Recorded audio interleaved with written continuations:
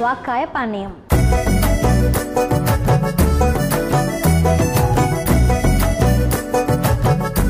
వాక్కాయతో పానీయం తయారు చేసుకోబోతున్నాం. కీళ్ళ నొప్పుల సమస్యతో బాధపడే వాళ్ళ కోసం స్పెషల్గా గుర్తుపెట్టుకోండి ఎలా తయారు చేస్తారు ఏంటి అనేది ఫాలో అయిపోండి చూసి. సో మరి కావాల్సిన ఇంగ్రీడియంట్స్ చెప్తారా? వాక్కాయలు, పటికి బెల్లం, మిరియాల పొడి. సో ఎలా తయారు చేయాలో ఏంటో చూసేద్దాం. ఎలా? సో మనం వాక్కాయలు అంటే అందరికీ తెలిసిందే కదా. సో ఇలా రెడ్గా ఉంటాయి, మనం గ్రీన్గా ఉంటాయి కూడా పచ్చి వాక్కాయలు. అవి కాకుండా మనం ఇక్కడ ఫ్రూట్స్ తీసుకున్నాం అనమాట. ఈ ఫ్రూట్ జ్యూస్ని మనం ఇప్పుడు వాడతాం కాబట్టి ఫ్రూట్స్ని మనం మంచిగా కడుక్కొని దీనిలో కట్ చేసుకొని సీడ్స్ అన్నింటి కూడా తీసుకొని ఇలా పెట్టుకున్నాం. ఓకే, ఇలా మంచిగా కట్ చేసుకొని పెట్టుకున్నాం. దీనిలో సీడ్స్ కూడా తీసేసేయాలి. ఓకే. సో మనం ఒక సుమారు 10 వాక్కాయలను చక్కగా కట్ చేసుకొని దానిలో గింజలు తీసేసాం కదా.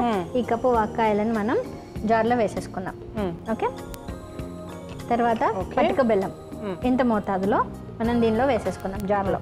ఓకే ఓకే, అండ్ మిరియాల పొడి ఒక హాఫ్ టీ స్పూన్. హాఫ్ స్పూనా? హాఫ్ స్పూన్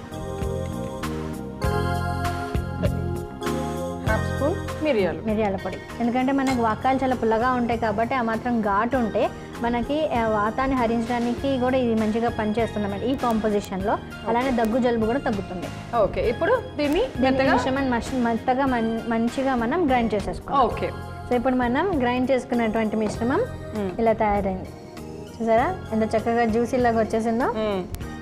సో మనం ఈ జ్యూసే మనం యూజ్ చేయాలి ఇప్పుడు. ఇప్పుడు దీంట్లో ఏం చేయమంటారు?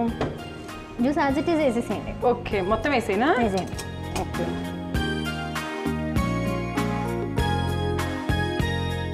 కొంచెం కావాలంటే మనం వాటర్ పోసుకుంటాం కొంచెం. ఓకే.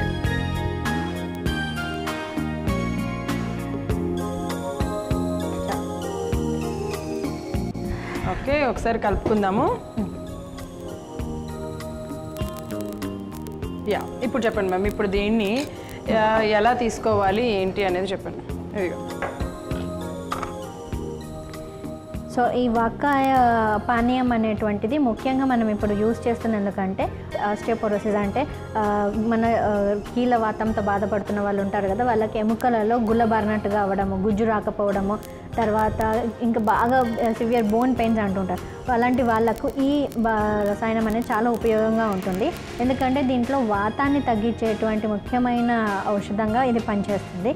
ఈ ప్రాపర్టీస్ అన్నీ కూడా మన ఆయుర్వేద శాస్త్రంలో ఎప్పుడో చెప్పారు.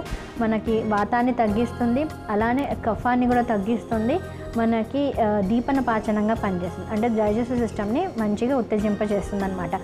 ప్రివెంటివ్ లాగా కూడా తీసుకోవచ్చు ఇది. తీసుకోవచ్చు. ఇప్పుడు ఇంత మొత్తం తాగాలా లేకపోతే ఎంత? మనము 10 to 20 ml రోజు తీసుకున్నట్లయితే ఒక 40 days మీరు కావాలంటే అబ్జర్వ్ చేయండి. రెగ్యులర్గా అంటే హెల్దీగా ఉన్న వాళ్ళు కూడా 10 to 20 ml రోజు ఒక 40 days తీసుకున్నట్లయితే ఎముకలు స్ట్రాంగ్గా ఉంటాయి. అలానే మనకి డైజెస్టివ్ సిస్టమ్ బాగుంటుంది, కాన్స్టిపేషన్ రాకుండా ఉంటుంది, మనకి ఇమ్యూన్ బూస్టర్ లాగా కూడా పనిచేస్తుంది ఇలా పానీయం తీసుకున్నట్లయితే. ఇంకా కూడా మనకి 30-40sలోనే మనకి బోన్ పెయిన్ రావడము, మనకి కీళ్ళవాతం అంటే జాయింట్ పెయిన్స్ రావడం, మనకి ఫీవర్ వచ్చినాక కూడా వచ్చే జాయింట్ పెయిన్స్ ఉంటాయి చూసారా, అవి తగ్గించడానికి కూడా ఈ పానీయం అనేది చాలా ఉపయుక్తంగా ఉంటుంది. విటమిన్ సి అధికంగా ఉండడం వల్ల మనకి రోగనిరోధక శక్తిని కూడా పెంచుతుంది. అందుకని ఇది మనం సీజనల్ ఫ్రూట్, ఇది కూడా అంటే మనకి ఎప్పుడు పడితే అప్పుడు దొరకదు. సో దొరికినప్పుడు మాత్రం ఖచ్చితంగా దీనిని మనం వినియోగించుకోవాలి. మన ఆహారంలో ఎలాగైనా దీన్ని ఉపయోగించుకోవాలి. దీన్ని ఫ్రూట్గా కానీ తీసుకోవాలి, లేదంటే పచ్చడిగా కానీ ఎలాగైనా తీసుకుంటే మనకి ముఖ్యంగా ఎముకలకి చాలా ఉపయుక్తంగా ఉంటుంది. అలానే మనకి డైజెస్టివ్ సిస్టమ్ అంటే జీర్ణ వ్యవస్థ చాలా సక్రమంగా పనిచేస్తుంది. బలహీనంగా ఉన్న జీర్ణ వ్యవస్థ మంచి స్ట్రాంగ్గా అవుతుంది అన్నమాట. సో ఆధునిక శాస్త్ర ప్రకారంగా కూడా మనకి దీనిలో విటమిన్ సి అధికంగా ఉంటుంది అండ్ విటమిన్ కే కూడా ఉంటుంది. సో మనకి దీనివల్ల ఏమవుతుందంటే రక్తం శుద్ధి అవుతుంది, దానివల్ల గుండెకి కూడా ఆరోగ్యంగా ఉంటుంది. ఓకే, మరి ఇన్ని విధాలుగా ఆరోగ్యాన్ని మనందరికీ అందించే వాక్కాయ పానీయం. సో ఇన్ని బెనిఫిట్స్ ఉన్నాయి కదా, ఈ వాక్కాయ పానీయం రెడీగా ఉంది. దీన్ని మీరు టేస్ట్ కూడా చేయొచ్చు.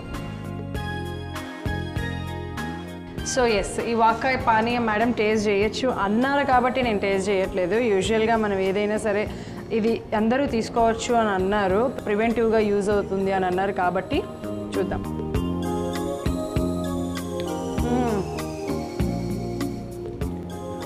రకరకాలుగా ఉంది మ్యామ్. నాకు యాక్చువల్గా అంటే మిరియాల పౌడర్ కూడా వేసేసాం కదా, నేను యాక్చువల్గా ఫస్ట్ నాకు పుల్లగా, కొంచెం కారంగా, కొంచెం తీయగా ఇలా ఈ టేస్ట్ అన్నీ కూడా మిక్స్ అయిపోయినాయి. అంటే ఇది మనం నిజంగా చెప్పాలంటే ఒక ఔషధం లాగా తీసుకున్నట్లయితే 10 to 20 ml మనకి కీళ్ళ సమస్యలు అనేవి రాకుండా ఉంటాయి. బాధే పెద్ద సమస్య. ఆలోచించండి, మేము చూపించినవి ఆచరించండి, ఫాలో అవ్వండి, ఆరోగ్యంగా ఉండండి.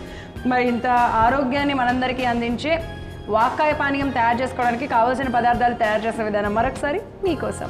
వాక్కాయ పానీయం తయారు చేసుకోవడానికి కావాల్సిన పదార్థాలు: వాక్కాయలు, పటికి బెల్లం, మిరియాల పొడి. వాక్కాయ పానీయం తయారు చేసుకునే విధానం: ముందుగా ఒక మిక్సీ జార్ తీసుకొని అందులో కట్ చేసుకున్న వాక్కాయ ముక్కలు, చిన్న పటికి బెల్లము, అర చెంచా మిరియాల పొడి వేసి మెత్తగా గ్రైండ్ చేసుకోవాలి.